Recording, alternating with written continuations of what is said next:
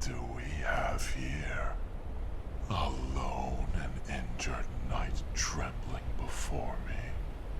I must have missed a spot.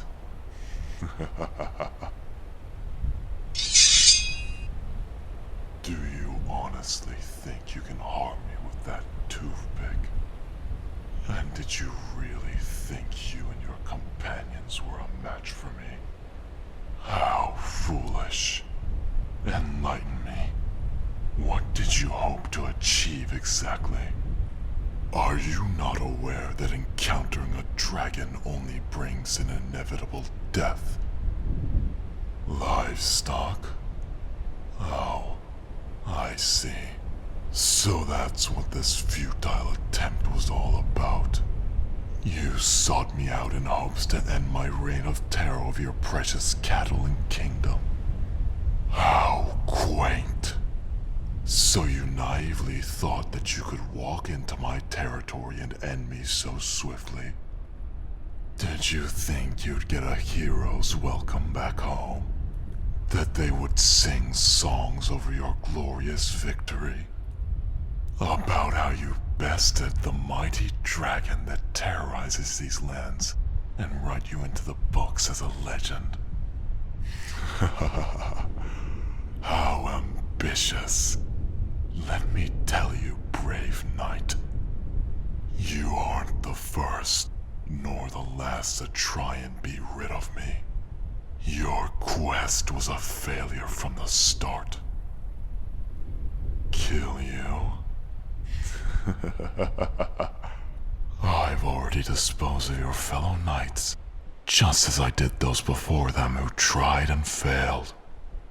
You, however, still stand amidst adversity, battered and barely able to lift your sword. But I admire your courage, though it is misplaced. There would be no fun, no challenge, and in your current state, I don't see you as much of a threat. Like the many others who tried and vanquished under my wrath. Don't be foolish. I've eradicated your entire group. You alone stand no chance against me. All this pointless death, and for what? A few cattle? You are nothing but a pawn to your kingdom.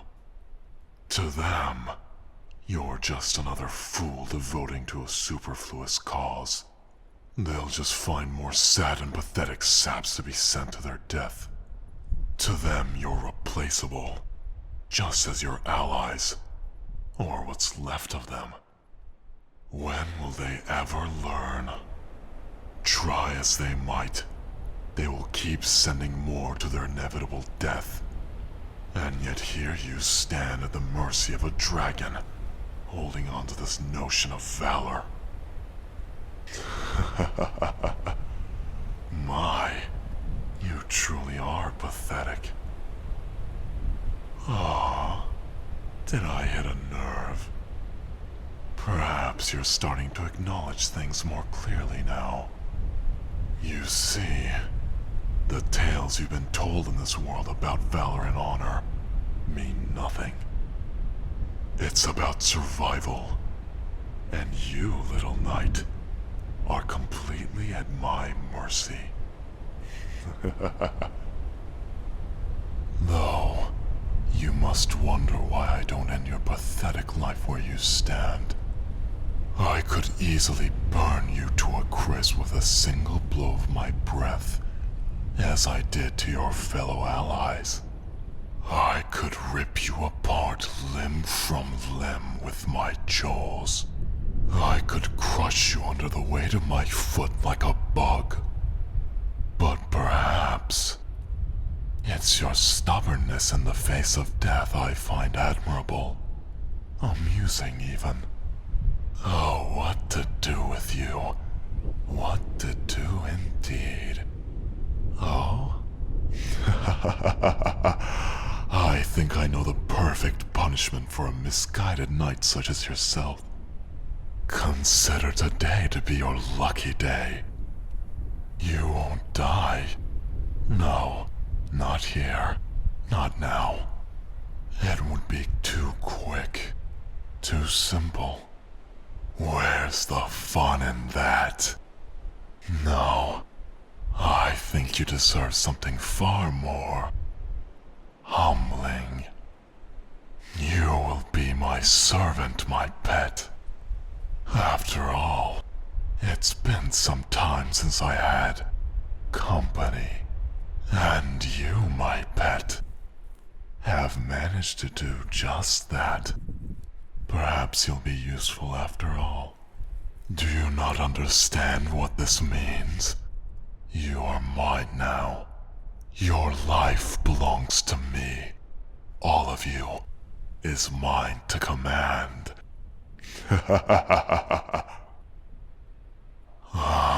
There it is again. Your futile and foolish attempt to resist and cling to your pride. I must say, I do admire your stubbornness and bravery. Truly, I do. But as I said before, it's pointless. Your body is weak. You can barely stand on your own 2 feet and are in no condition to fight, let alone resist. There is no one around to help assist you, and even if there were, it would not make a difference. If you were smart and decide to retreat, you wouldn't make it far in your condition. Not that you would have made it far to begin with. You're lucky I'm a patient man. Sooner or later that passion, that fire inside you will burn out. And when it does, you will learn your place, and I will relish in witnessing you quiver, as all those traits you now confidently show slowly fade into obscurity. That's a good question. It's simple, really. I just love toying with you, like a cat who found a mouse. If I was to be malevolent, if I really wanted to break you, truly break you, to demonstrate my wrath and ravenous nature, I would have done so by now. I just find your pathetic attempts at mustering up courage and being full of pride in the face of death entertaining and amusing. But eventually, I'll be bored of it, and when I do, I'll make you wish I had killed you outright. You see, pet, there's something enjoyable and powerful knowing you're only alive because I simply wish it so. That every breath you draw, every step you take, every action and decision you act upon is simply because I allow it. Not your strength, and not your pride, but because I wield your fate. Until then, I'll make sure your pitiful existence has a purpose. Somehow. Now then, I grow tired and wish to return to my home. Let's make this easy for the both of us, shall we? You can either give in willingly or continue with this so-called act of courage. Regardless, I will have my way with you like the helpless little bunny you are. I don't mind either way, but how you decide to act from now on could lead to a more, shall we say, undignified experience. So what will it be? Wise choice. The first sign of intelligence that you've shown.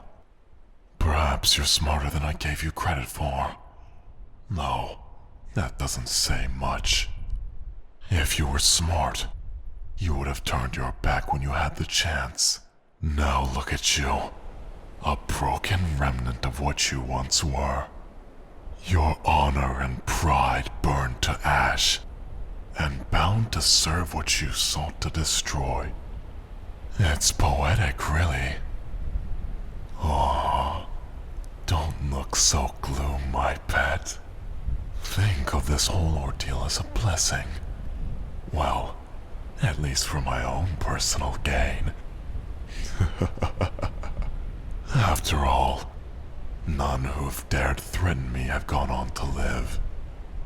How many can claim they were spared by the great Pyro, the last of his kind? Yes, I did say the last of my kind, but that is not a discussion I feel inclined to have with you. It is not your concern nor for you to understand. You would do best to keep your curiosity to yourself, unless you want to test my patience any further. That's more like it. You are already showing signs of obedience.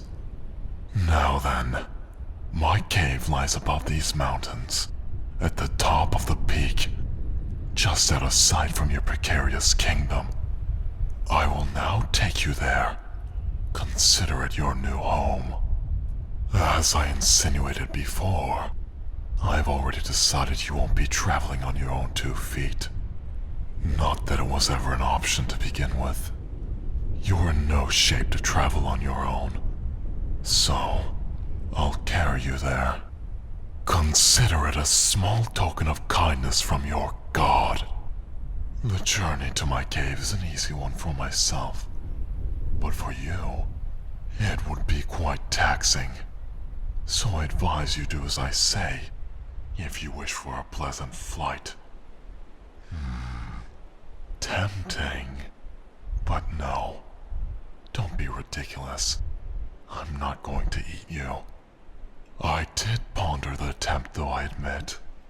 Given your reckless and unimpressive attempts to slay me scared away my food, and I am now left with an empty stomach. But as I said, I'm a very patient man, and I can wait. You're so fortunate that I find you entertaining. Otherwise, I would no longer feel famished. So instead, I'm simply showing kindness to a knight who not long ago tried to spill my guts on the ground. I'm going to help lift you onto my back. Now simply stay still and don't even dare struggle or try to flee. You'll make things much more difficult than they need to be. Now, isn't that comfortable? You would be wise to listen and heed my words. Hold on tight to my spikes, and do not let go. Otherwise, you'll fall to a gruesome death, for I do not intend to lose my pet. Oh, and one more thing. Do remember, defiance will not be tolerated. If you test me, I'll show you exactly why I am feared more than the gods themselves. You'll come to understand in time that this is your fate. You can try to deny and fight it all you want, but this is your life now, and to serve me is unequivocally a daunting task, I must warn. Do I make myself clear? Do you understand?